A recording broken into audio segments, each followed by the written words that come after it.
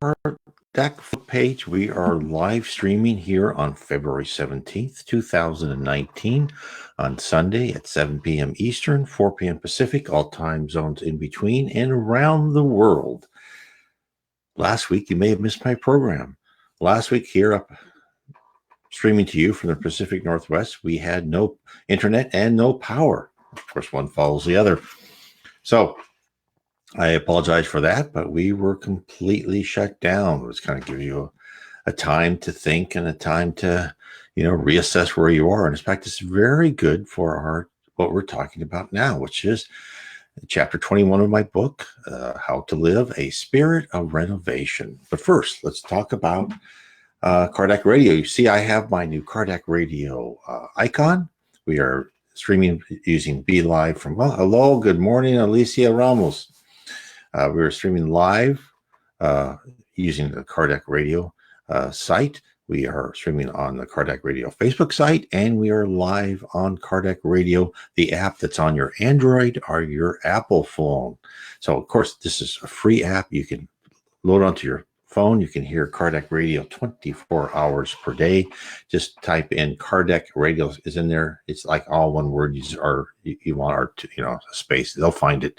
Cardeck, Kardec, radio, and you can put that on your phone, and you can listen to wonderful spiritist programs 24 hours a day. You can go to the Cardeck Facebook page. You can go to my page, Spiritism in the Spirit World Around Us Facebook page. I also have a blog.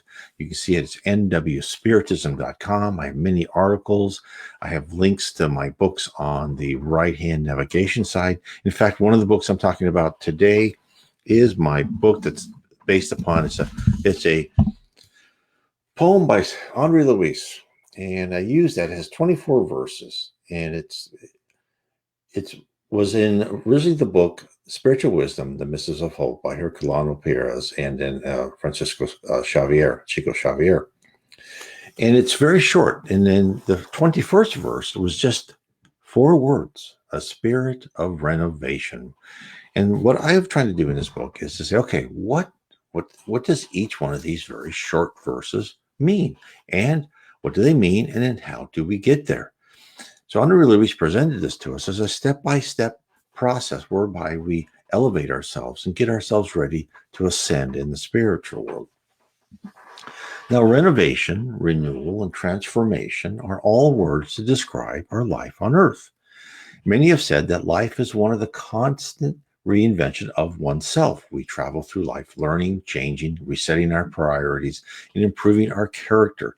In fact, Spiritism presents an even greater arc to the story, that of the process of renovation occurring over multiple lifetimes, and Spiritism supplies the purpose of our journey, the goal of perfection. And talking about that, I've had some really good comments, and one from Lawrence, one of the person that kind of watches this, reads the blog and has read some of my books. And he asked, why hasn't the spirit world really infused the overarching love that's in the universe? And, his point is this process of renovation, this process of reincarnation is so inefficient. It takes so long. And I answered, I said, well, I think it takes long. And of course, I don't know, right? Do I know the positive, the answer? And is he right? I do know that I've read where in the books by the Reverend G. Val Owen, one of the spirits, I can't remember, I was looking for this, I couldn't find it, but I was looking for it. And I remember what he said. One of the spirits said that men is that first he questioned, why is the reward for for living in luxury and money, why is the reward for pleasure so much greater than the reward for doing good? And then he thought about that, and he really thought it's because it's the journey. It makes the journey tougher. It's like training. If you do a light training, if you're going to run a marathon and you just run, practice by going 2 miles, 10 miles, right? You'll run those 10 miles probably by the time you're really good. But then when you're at the day of the marathon, are you ready to step up and tackle that marathon? And I think that's really what it is here. It's hard because it is meant to be a long, long process. And of course, from our point of view, long, for a kid, long as a day. For an adult, long as could be a month or a year. It's, all depends on your frame of mind. But here, us in our physical bodies, you know, 10 years, everyone agrees 10 years is a long time. But but of course, our journey through improvement takes it could take thousands, millions of years, and who knows how many reincarnations from a very primitive spirit to where we are now. We're on a planet of atonement. We're still pretty low level. We still have a lot to learn. So I don't know if I could answer this question because it's an open question. It's a good question. How could we make this process more efficient? All I can think of is God has had, you know, God knows, right? He is perfection. She is perfection. It is perfection. The supreme intelligence, whatever you want to name it, is knows the best. And every time, and what other spirits have said in the books, I've written a series of 3 books all about the Jiva, Reverend Jiva, and all the great messages he got from high spirits, and those are also in my right hand navigation page of www.nwspiritism.com. And the first book is Heaven and Below, and it just goes through and it categorizes. And I went through all of it. I read his books multiple times, and it categorizes. I categorize all of the transmissions of spirits to the Reverend G. Val one and talk about in different categories and what it means to us. And I juxtapose that against information from Allan Kardec, Chico Xavier, Ivan Piera, etc. And it really shows that the commissions, the messages he got, the communications he got were all in line with Spiritism. So let's get back to what we're talking about. Why are the spirit of renovation, right? This is what Andre Louis, and it's so topical because I've had people questioning this. And I had another person question, like, sometimes I get depressed. I just, I don't get where I want to be. I'm not perfect. And I have to tell people who ask me these things is you're not going to be, I mean, maybe the very rare person, you're not going to be perfect in one life. Even, no matter where you started from, and you're really trying, we all have these primitive emotions we're just going to have to get out of us, right? And we just have to be patient with ourselves. It doesn't mean, we don't have to be like in the modern culture where we all give ourselves a participation trophy. We're doing well. We know we need to analyze and be analytical and be true to what we are good points and bad points, and really try to improve the areas we think we should improve, the ones that our conscience tells us to improve. But no one should say, I want to be perfect. I'm never going to lose my temper. I'm always going to be nice. I'm not going to have bad thoughts. That's, I don't see how you can do that. I mean, someone like Chico, probably, who's probably the highest spirit on earth that's been on earth for thousands of years, Chico Xavier, back in, in the 20th century, because he died, I think, 2002. So in Brazil. So that's why, but we can improve ourselves, and that's why we're here. And so I like to explore what is meant by spirit of renovation. So let's talk about that for a second. Allan Kardec, in the Spirits book, his codification of the third revelation, and you can find his spirit book. I mean, this is where I started. This is where I think everyone should start. Is you should really read the Spirits book, and you can find this. There's a link to his picture on my site, nwspiritism.com. You click on that, you go to the EDI bookstore. Also, you can just type in the Spirits book or Allan Kardec, type in PDF. You'll find all his books on PDF. So it's very convenient. Oh, hello, Vanessa. Yes, see, I have the Kardec radio icon on now. We have power this weekend, which is great. So in his book, Allan Kardec's codification of the third revelation for many high spirits, led by the Spirit of Truth, tells us why we are incarnated. Why are we reborn in a different body for life? And this all points to what the Spirit Andre Louis wrote in his poem, A Spirit of Renovation. So renovation means improving ourselves, right? Transforming ourselves. Question 132, what is the aim of the incarnation of spirits? This is the answer. And I like to point out that Allan Kardec did not just he was not a medium himself. He used mediums throughout Europe, asked them the same question, like question 132, and he only used the answer if he got similar answers from multiple mediums in different locations. This is why this Spirit's book is so interesting, because it wasn't just one person talking to one spirit. And a lot of those things, I'm sure, are wonderful books and a lot of good information. And I've read some of them, and a lot of them, are very closely parallel to Spiritism. But I mean, this was one that was really organized by the Spirit of Truth, as told in the Bible. I will send you a consoler. So here's the answer. What is the aim of the incarnation of spirits? It is a necessity imposed on them by God as the means of attaining perfection. For some of them is an expiation, for others a mission. In order to attain perfection, it is necessary for them to undergo all the vicissitudes of corporeal existence. That's where we are now.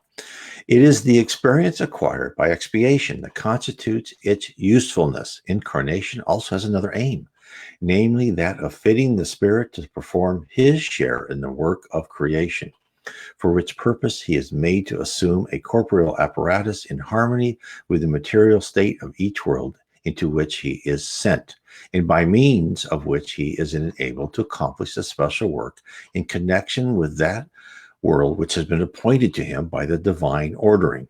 He is thus made to contribute his quota towards the general will while achieving his own advancement.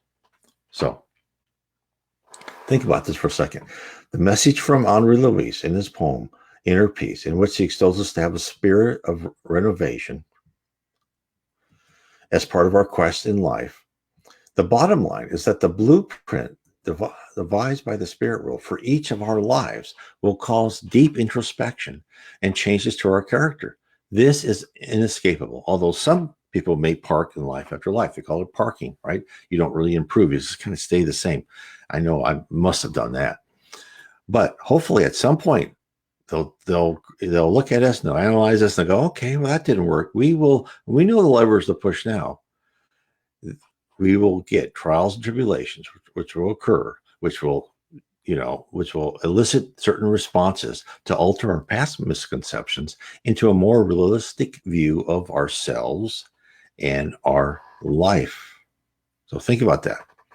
And I also know that spirits, talking to the Reverend G. Owen, when they say this, in that sentence that the fitting of the spirit to perform his share in the work of creation. Now, that's just a small hint in the Spirit's book, right? It was written in the 1850s. And if you read the books and read my book, the series of 3 books by the Reverend G. Owen, you'll understand what is meant in perform his or her share in the work of creation. Because really what heaven is, it is different. It is places for us to go through learning, different higher and higher levels of learning and information. So one day we actually graduate and we become part of the team to actually share the work in creation. Now, what do I mean by work in creation? I have read where, in messages to Jiva, when they talk about people that will lead a whole race, right? Another planet, just like they led the human race from throughout our whole history. They'll lead how things are created, the plant life, the animal life, all sorts of things. We shall be part of that creation. Now, how do we work in creation?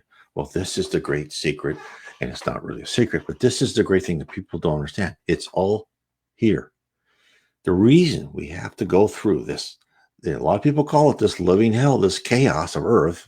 It's really like maybe a school or college. Sometimes you love and sometimes you don't care for. That's the way you should really look at it. Is that we are here to alter this, our mind and our heart. Right? We're here to get wisdom, which is the combination of intellectual capacity and your emotional maturity and spiritual maturity. And its work of creation is that we need to make, and since it's done by the power of thought, we need to have total power over our brains of what we think, right? So that means you don't go and gossip bad about people. You don't fly into anger, right? When you need to instruct, you focus, right? You may be indignant, but you don't let loose primitive emotions. So this is why Andre Luis extols us to have a spirit of renovation, right? And as I said before, the spirit world will figure out how to change ourselves for this. And this going through trials and tribulation. And when you have trials and tribulation, you have to look at it. This is all part of the process of spiritual maturation. We can either resist it, which I've certainly done in the past, and delay our progress as long as possible, or embrace the need for change and accelerate our ascendance. It is up to each one of us, right? We have free will. We can just be like that kid that doesn't want to go to kindergarten. Who can blame, the little, girl or fella, who wants to graduate to that? Well, we can decide the same thing, but as you would with your kid, you say, well, there's a lot of friends there. You're going to be doing this. You're going to be doing that. There's a lot of good aspects. So we have to think the same. There's a lot of good aspects to free ourselves of our primitive emotions and to think, okay, I'm being taught a lesson here. What lesson is it? What am I being told? What have I done in the past? So it's your free will. The supreme intelligence has granted us that to be as open or closed-minded as we choose. So how do we begin a renovation? Our fight to improve didn't start the moment we were deposited into a human body. The spiral of transformation began long before we were primitive spirits. And what applies to the evolution of the human form applies to all other forms.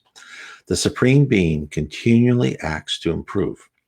Leon Denis, in his book Life and Destiny, he illustrates the larger picture. And of course, and then you can get Leon Denis, you can look him up, Leon, and then Denis, Denis, like Dennis, if you'd say it in English. You'll find a lot of his books on PDF also. You also find them on Amazon.com. This is what he says.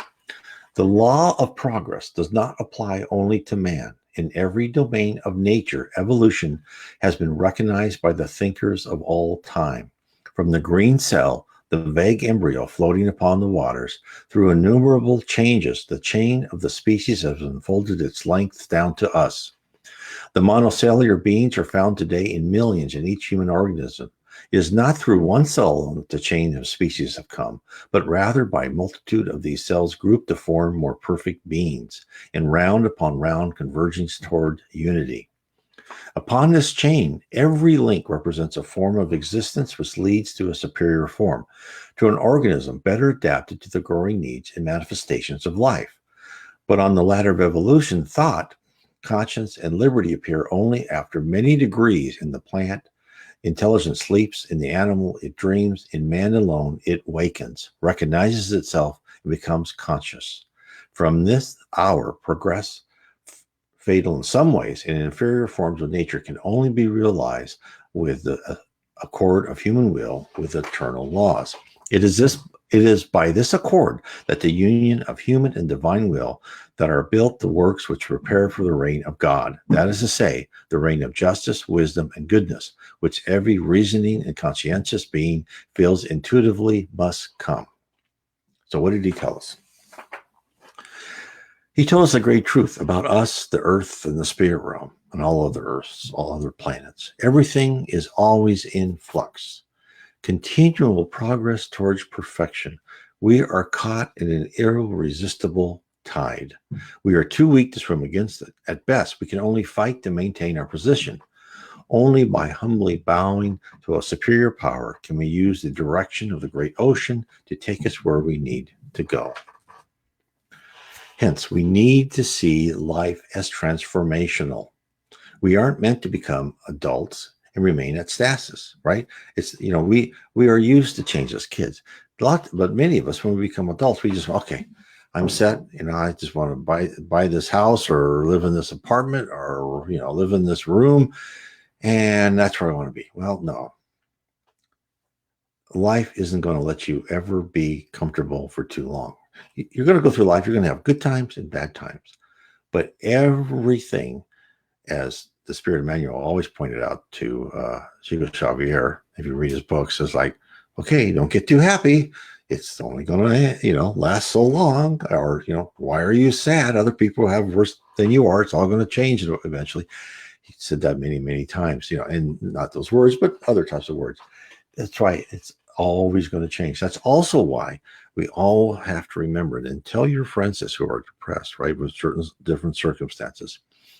No trial is meant to be where it completely defeats you. Every trial is meant to have a victory.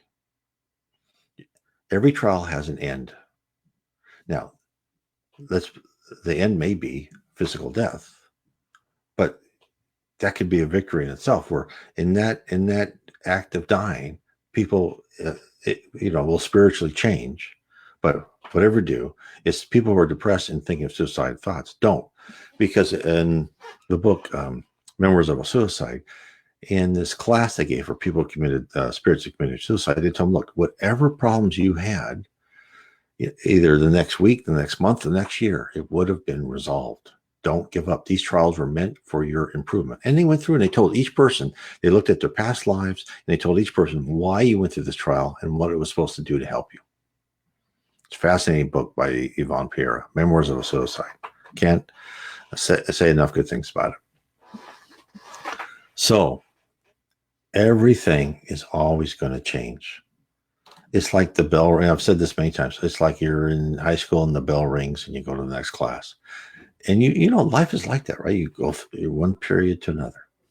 So this desire to change, even we want things to change because even we get bored, right?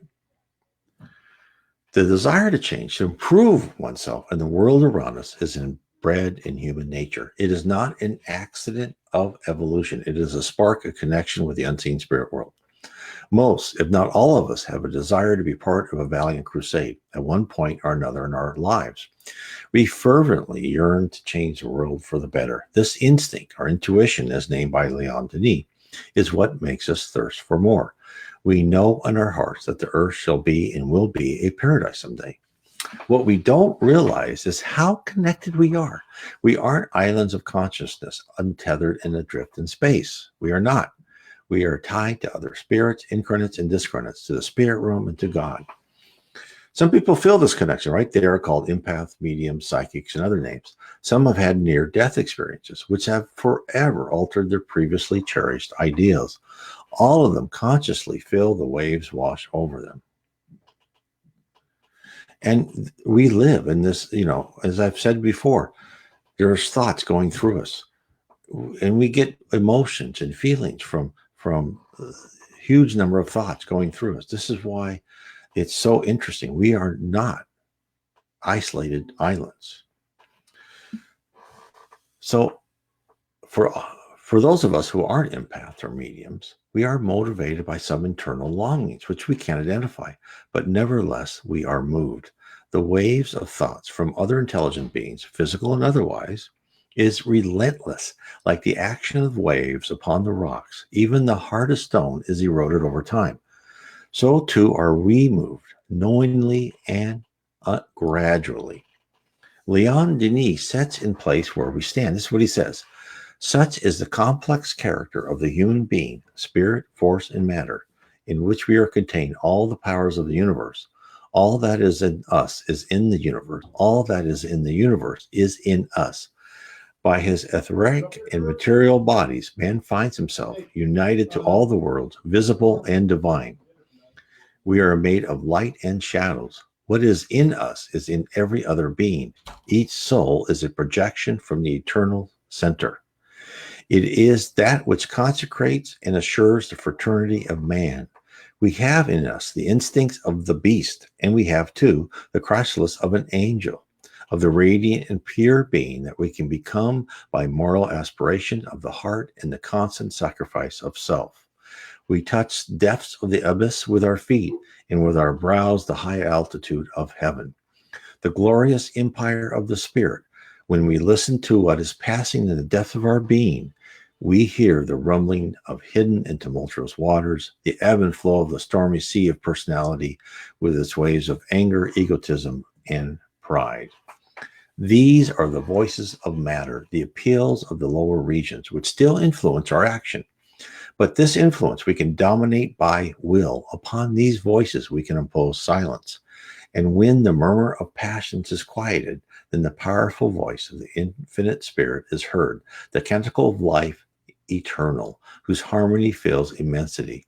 The more the mind is elevated and purified, the more accessible it becomes to the vibration and the voices from on high. The divine mind, which animates the universe, acts upon all minds. It seeks to penetrate, clarify, and fertilize them. As usual, Leon Denis puts a lot of information in his words. We are really connected. I wrote a book. Everything is connected, right? Spiritism, everything is connected. There's data points coming from us, like we're mini cell phones. We're always, things are going in and out, and they go all around the universe and come back to us. That's why when you start thinking good thoughts and other people around you start thinking good thoughts, you set up a positive feedback loop, and everyone else becomes happier and happier. The opposite is true. When you're with a group of people who are down and out, right, and are depressed and they're grumpy, you get grumpy and depressed. That's why when these things happen, get yourself out of that, right? Get your mind changes. Go do gardening. Go do something so you don't think about depressive stuff, because that means, it could be yourself. It could be, spirits that don't have your good in mind, is, trying to get you to obsess over something that you shouldn't even worry about. Get yourself out of that. Get your mind. Because really, this is why we're here. This is why Lauren says, why does it take us so long? Because it's hard. And, we're given a very complex instrument. Our spirit mind, of course, is even more superior to our physical mind. Here on Earth, in our physical life, we're really meant to hone that talent, right? To as the spirits say, is use the white heat of suffering to remove those blemishes and put them in with all our good attributes, right? Love, compassion, fraternity, charity, honesty. So never for one moment believe you are alone, detached from all else. This is what's going to help us in our renovation. We are constantly in contact with the spirit world. Our guardian angels are waiting for us, for the least inkling of growth from us, like a parent who observes a child waiting to positively reinforce good behavior, even if by accident, so the child can be led onward towards elevated learning. This is where we stand, unaware and not comprehending our true circumstances, the vast majority of us on Earth. But most of us have a vague notion of desiring more, why we are easily distracted by our instinct for self-pleasure and for group acceptance.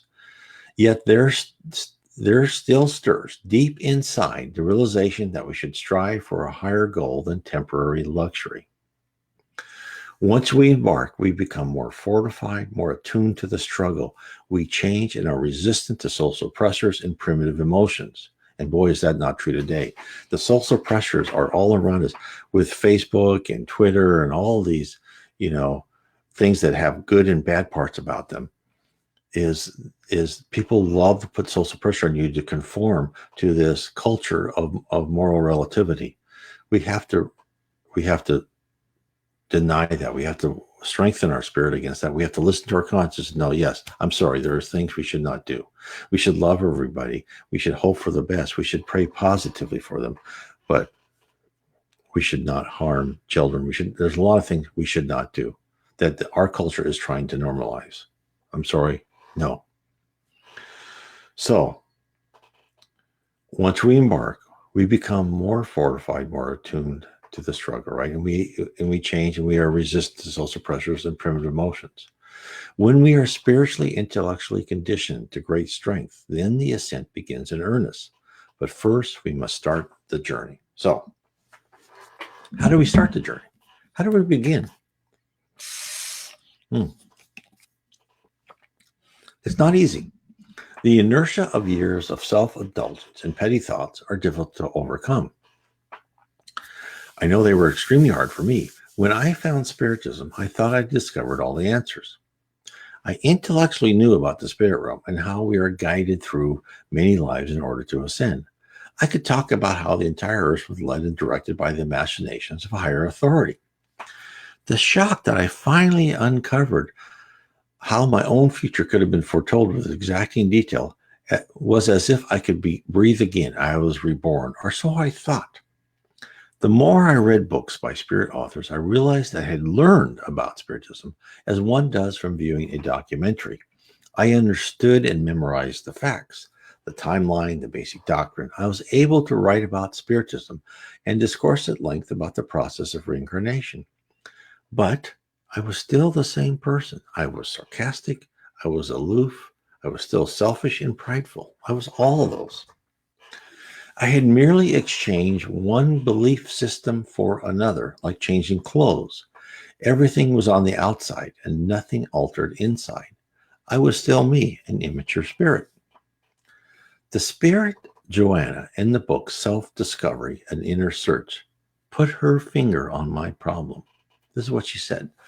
The human being is constituted of psychological implements that governs one's life. Human beings need to adapt their goal to spiritual values.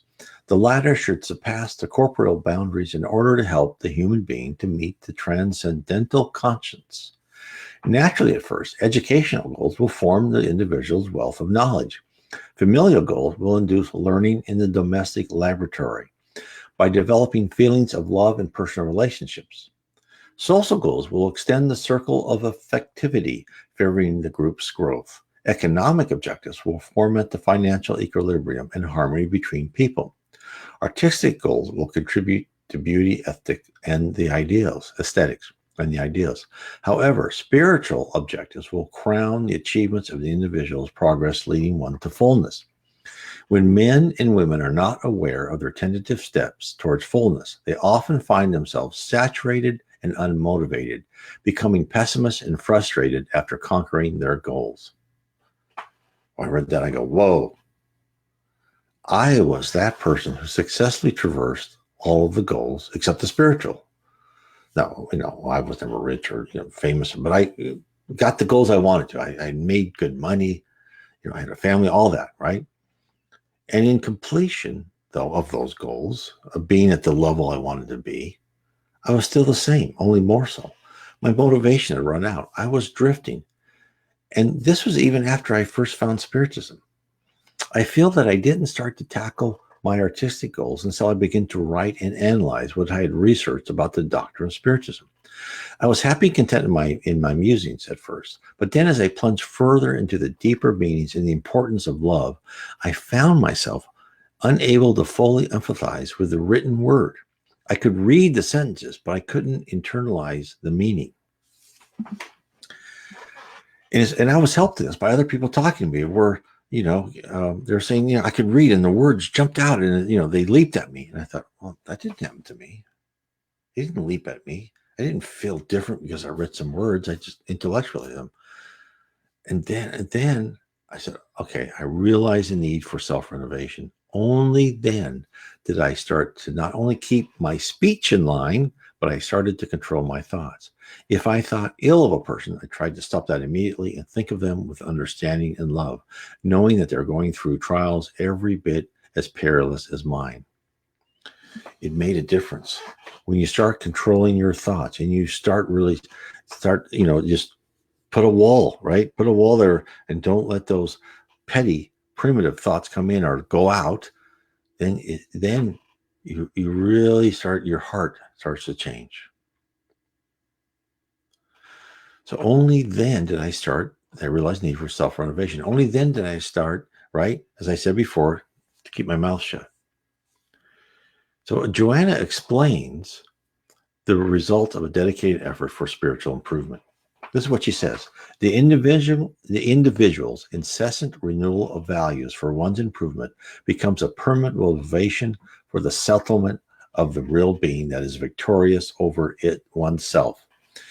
The immediate human goals are stimulating for one's terrestrial corporeal existence. When one adds to one's goals the identification with cosmic conscious, they remain as propellant forces for endless progress. To the world's eyes, triumphant men and women are perhaps those who shine on earth. They step up towards illusory success. However, they carry heavy anguish within their hearts, and their spirit is full of pain. The only ones who will find real fullness are those who free themselves and love after traveling through difficulties and surpassing the initial steps of Earth's process at the social, familial, and personal levels. Those individuals remain focused on general wellness and are transformed interiorly, as well as enlightened by the flame of immortality and immersed in that by causality. Joanna's correct. As I have worked to reform myself, I have felt the propellant forces driving me on. I'm not saying I've improved much, right? I'm still selfish and prideful, and with a host of other primitive emotional values, and states, but I feel like I'm really making progress. I feel so less stressed. And this is where I cannot say enough on this is that, oh, hello. So, thank you for lovely answer. This is where I believe this is true. You follow that kind of blueprint by Andre Louise. What you get is inner peace through spiritism. You really get to be a less stressful person. You things happen to you. It's like, oh, okay, yeah, oh yeah. Someone, it's happened as well. Someone, took. So somehow we got cheated out of $2,500. Right? I would have, oh my God, before that, I would have just been agonizing. I would have thought, oh, how am I going to get revenge? How can I punish that person? Oh, and I would have just been days just going through that, right? And now it's like, well, okay. Either I needed to learn that lesson or, maybe I took money from that person in some previous life and God bless you, here it is. I'm glad I'm paying it back. And if you can get to that level where it's like, I still get, darn, I, lost that money. But it's like, okay. I'm sure there's a good reason that, many spirits say nothing is by chance. I think some things are by chance. So I don't quite agree with that. But it's like, it's best for think that almost nothing's by chance. And that way you can take it as, okay, this is for my good, right? Because and I've had people write to me and say, or actually comments in the Facebook pages, why does God punish us? And I'm here all alone and I have a terrible life. And I keep saying, no, God does not punish us. It's helping us renovate ourselves in the Spirit of Renovation. We are going through classes. We are going through trials and tribulations to pull certain stimuli, as I said before, levers, so we can really radically change. If we're lucky, we can radically change in one life on earth, our personality. Because what do we take with us when we're dead? Just our personality. That's all. And if you can improve that from your previous life, oh my God, you have done one of the greatest victories that you could do. If you made yourself a better person, if you stop gossiping about people, if you stop plotting revenge when somebody does something, if you stop getting mad because someone said something rude to you and they're rude to me. If you can stop, if you can say, oh, whatever, and God bless you, and I know they probably didn't mean it. If you can be that way, you're just so less stressed here on earth. And then you don't waste all that effort. You don't waste all that effort. And then you can look, you can meditate. When the power was out last week, I sat and I meditate. I read, I've been reading again, parts of the gospel of According to Spiritism, which is a great book. I can't recommend it enough. Again, you can find that on the EDICI bookstore. Click his picture on my website.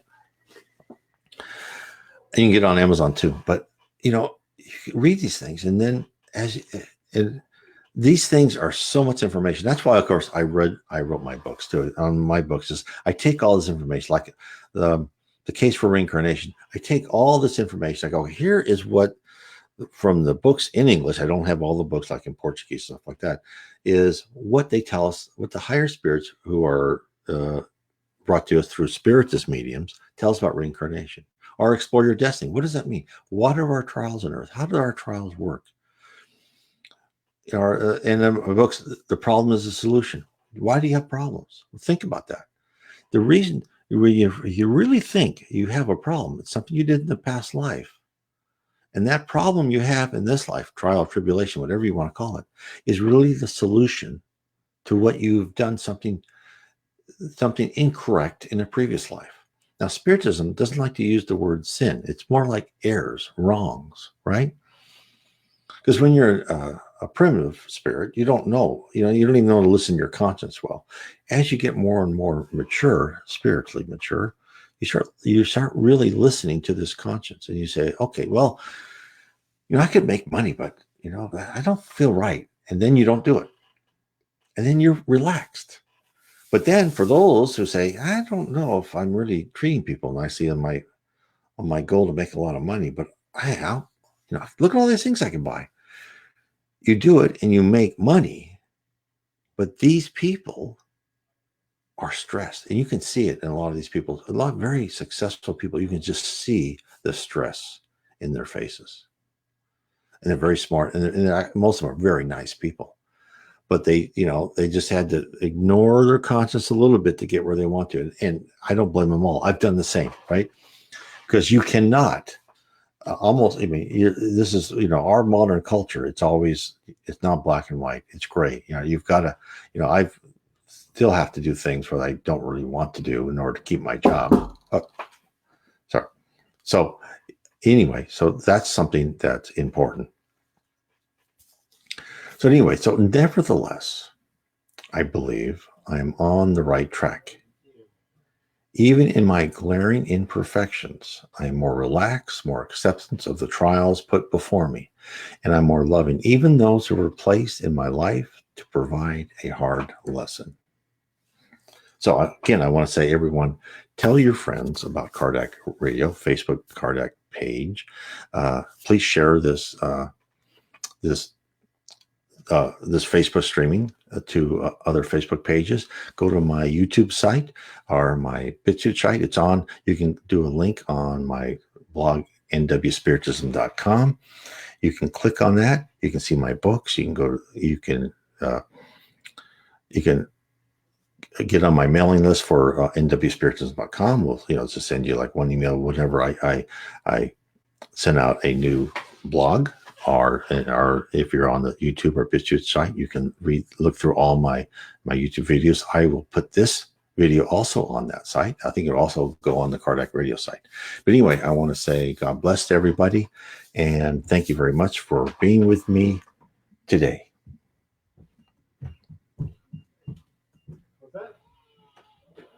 Hey, congratulations, dude. Yeah, you sent a reminder?